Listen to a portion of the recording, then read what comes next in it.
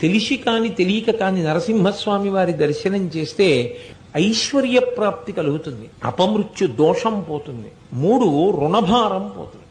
అప్పులున్న వాళ్ళు ఎక్కువగా నరసింహస్వామి వారి దర్శనం చేస్తే ఆయన యొక్క అనుగ్రహంతో ఐశ్వర్యం కలిసి వచ్చి రుణభారం నుంచి బయటపడతారు అని. అంత గొప్ప స్వరూపం ఆ నరసింహ స్వరూపం.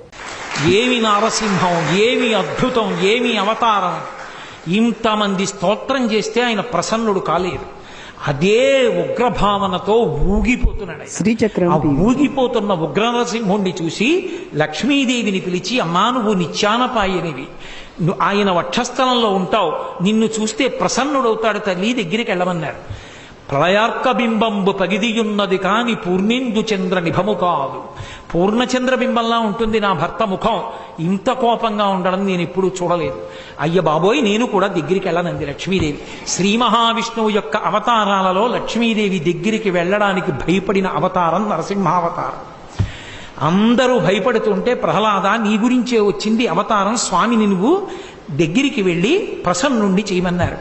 ప్రహ్లాదుడు చిన్న పిల్లవాడు గబగబా వెళ్ళి స్వామికి పాదములను పట్టి నమస్కరించి,